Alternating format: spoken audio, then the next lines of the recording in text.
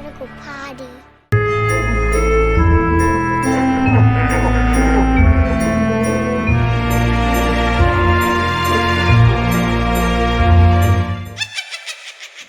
Welcome back to the Darkling Chronicles. Tonight we're going to do something a little bit different. We're going to talk about the Tower of London. And I've actually been sent a story recently by a lady called Colette. She used to do freelance hairdressing for the Beefeaters' wives at the Tower of London. And the story is brilliant. So I'm going to tell you a little bit about the place, the whole history of it. And then I'm going to tell you Colette's story.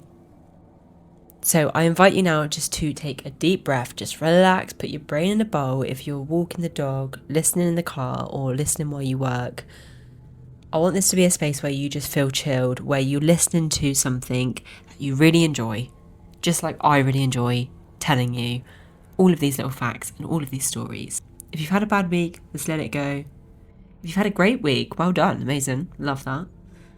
And let's get into tonight's little historical stories. Now, the Tower of London is like a fortress, a palace, a prison, it was a zoo, a torture chamber, a symbol of royal power, and honestly it's a place where if the walls could actually talk, I think we would probably all need therapy afterwards, to be quite honest. So the Tower story actually starts in 1078 when William the Conqueror decided that after winning the Battle of Hastings he needed a massive stone fortress to keep the English in line. And you've got to respect the confidence on this geezer because, you know, he went hard, he didn't go home. So he built the White Tower right in the centre of London, deliberately towering over everyone below. So basically just imagine your neighbour putting up a 90-foot stone tower, just to make a point. The walls were roughly 15 feet thick, which is just ridiculous. The tower wasn't originally meant to be a prison, but it weirdly became one. For centuries, monarchs lived in the tower while waiting for their coronations. It wasn't the gloomy, dread-soaked place that we imagine it is today. It had royal apartments, banqueting halls, and there was even apparently like a bowling alley there at some point, which is bizarre. Anyone else imagining like Skittles or something just like really roughly carved out of wood? It's just like actual real bowling or Skittles, you know? Two different things. So anyway, they had essentially a medieval zoo, because apparently having lions and polar bears on site was considered normal royal behaviour, and there was literally a lion, a tiger, an elephant, monkeys and a polar bear, all owned by Henry III. This actually cracked me right up. The polar bear was taken to the Thames on a leash so it could fish for its supper. I don't know how true that is, but it's here. It's factual apparently. So imagine walking your dog and seeing a polar bear doing lengths of the Thames. And imagine just the most British line ever, like, oh, look, Marjorie, the king's bear is having a swim. I don't even know how that went down, and you would not swim in the Thames now, would you? Absolute filth. By the 1500s, the tower had shifted from a royal Airbnb, essentially, to a state prison. And not just for any prisoners. The tower was reserved for VIP hostages, the worst of the worst. Or more accurately, anyone who annoyed the king. And if you know anything about Tudor kings, you'll know that annoyed the king covered like a wide range of offences, including just existing too confidently. And the people imprisoned here included Anne Boleyn, Catherine Howard, Lady Jane Grey, Guy Fawkes, obviously really well known, and many others.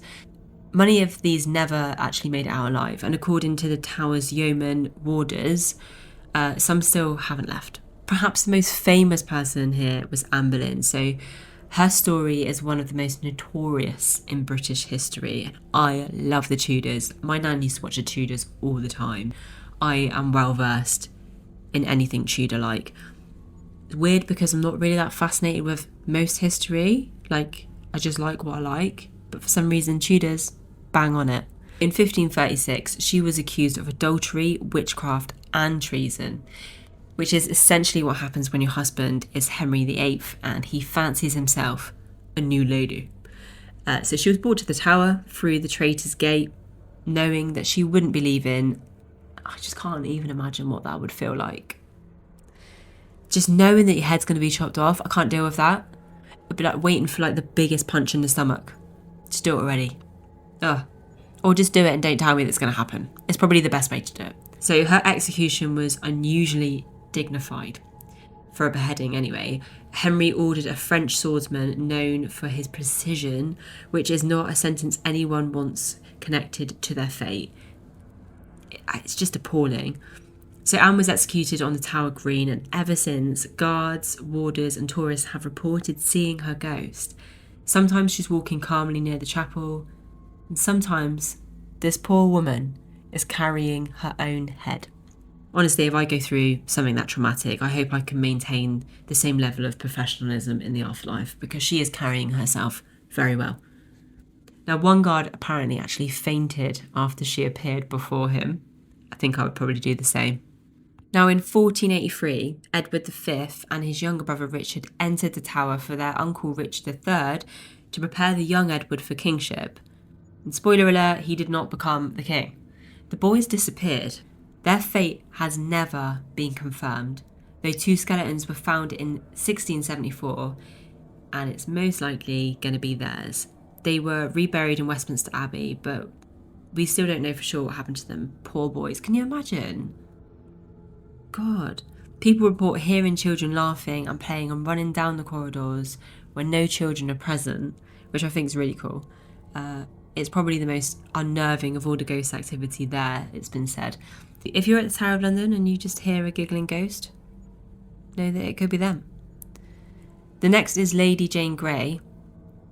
She was only 16 when she was proclaimed queen, and only queen for 9 days before Mary I reclaimed the throne. She and her young husband were imprisoned in the tower, and their futures were uncertain until Mary signed the execution warrant. Oh, no wonder she was called Bloody Mary. That's ruthless. So Jane was beheaded on the Tower Green. Her ghost is said to appear on the anniversary of her execution, and it's like a pale white figure looking out from the battlements, which is, so scary. A Victorian guard swore he saw her clearly in the moonlight before she vanished into thin air. I just can't imagine that being real life, like seeing a ghost that clearly in real life and then having to live with the fact that you will not know what on earth you just saw. Another spirit there is the White Lady. So the tower's most commonly reported ghost is the White Lady. She's been seen waving from a window in the White Tower and sometimes is accompanied by a puff of cheap perfume. Visitors have reported feeling a hand clutch their arm, only to turn around and find that there was no one there. That's absolutely vile. Because why are they grabbing people? Just stop grabbing people. Spirits shouldn't be grabbing people. You know what I mean? You're dead. Just, if you can see us, that's fine. But don't grab us and let us know you're there. It's not fair. Don't talk to us. You know, that's how I feel about it. So security guards patrolling at night, which is a job I would never want to do, have heard whispering behind them and footsteps following into empty corridors. One guard said he felt a presence stand directly behind him and exhale against his neck, which is basically my personal nightmare. That is too much. No, that's too much, isn't it? How would you feel about that? That's horrific. Do you know you can actually comment in Spotify now? So if you are safe to do so, comment about how horrific you would also find that, please.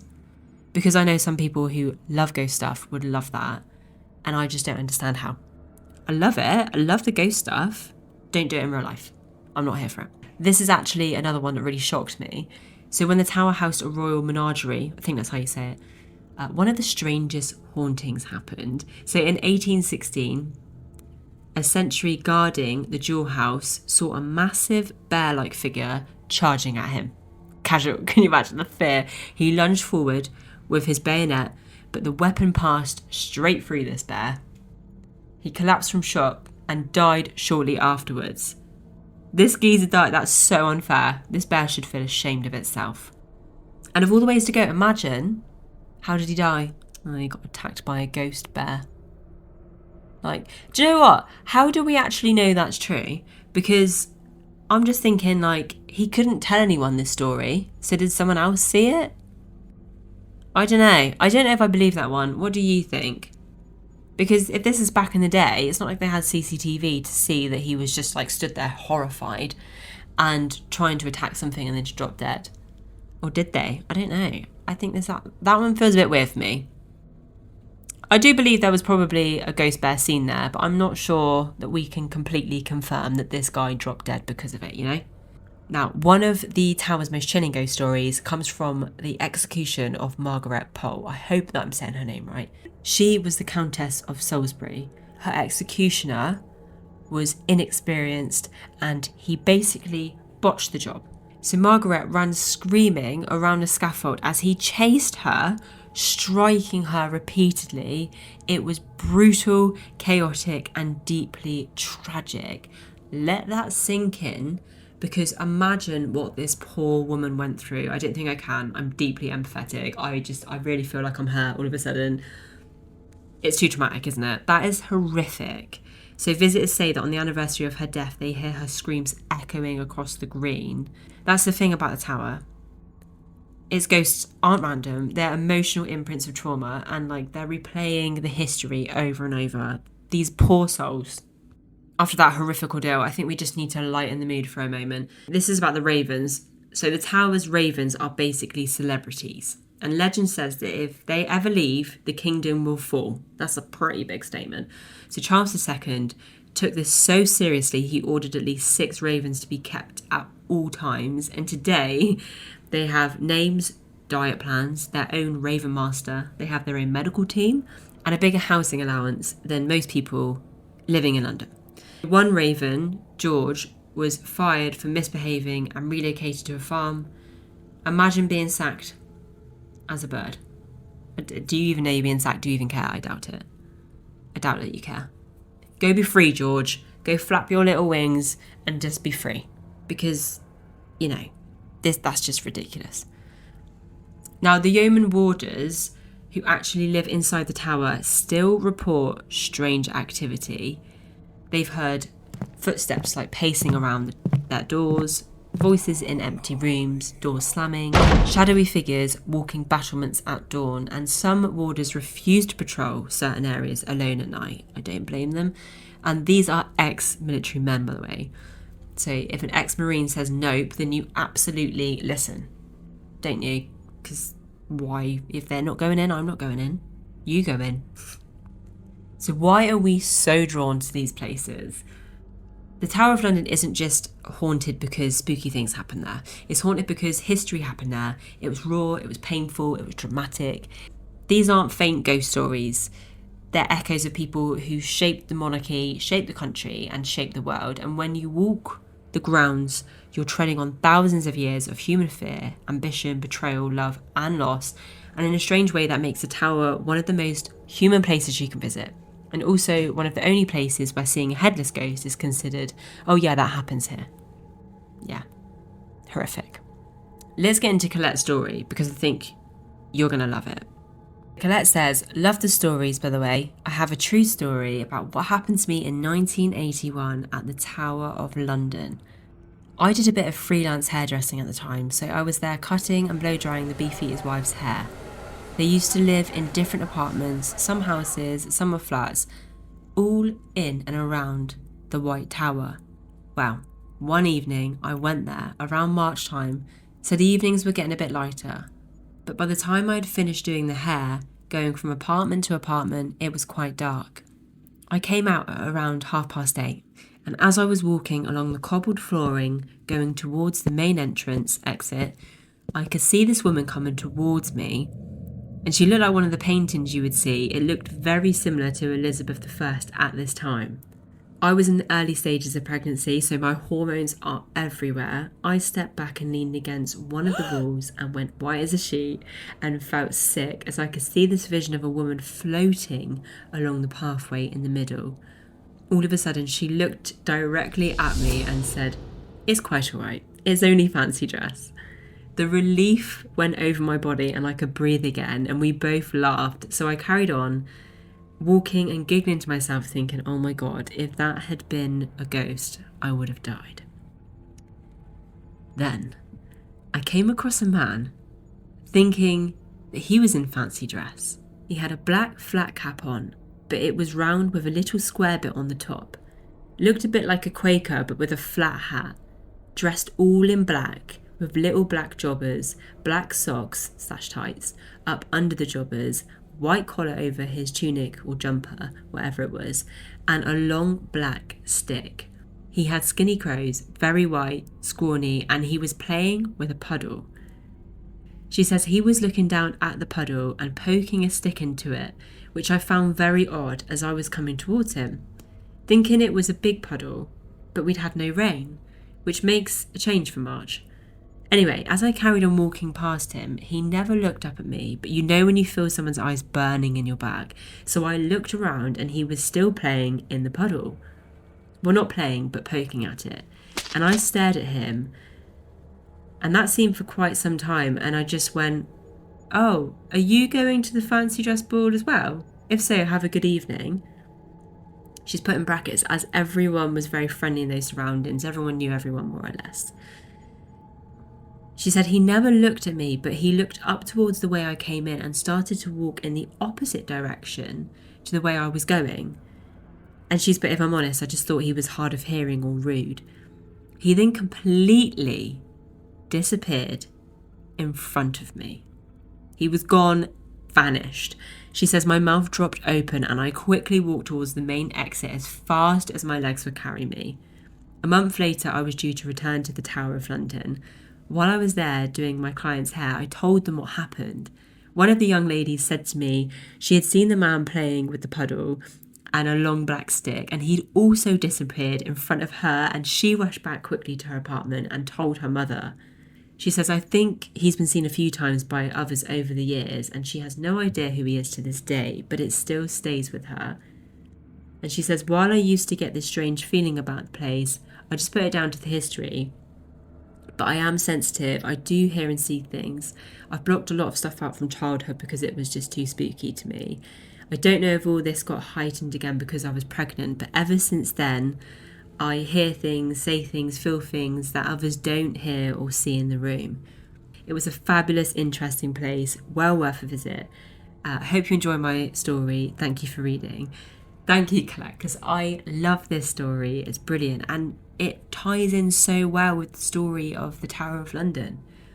We are obsessed with places that are just drenched in this really rich history, and to have someone who's actually been there, working there, and experience something, especially after thinking that the first experience was just like, you know, one of those hilarious moments, then to actually have a ghost experience after you've had that moment is, I don't know if it's really unfortunate or really amazing. Anyway, thank you for joining me on this eerie, iconic wander through the Tower of London. I hope you enjoyed today's episode, and if you do, share it with a friend who loves history or someone who thinks their workplace is stressful. Trust me, unless their boss is Henry VIII, they're doing fine. Stay curious, stay brave, and remember, if you hear footsteps behind you in an empty corridor, absolutely do not investigate. This is not that kind of podcast. I'll see you in the next one. Take care.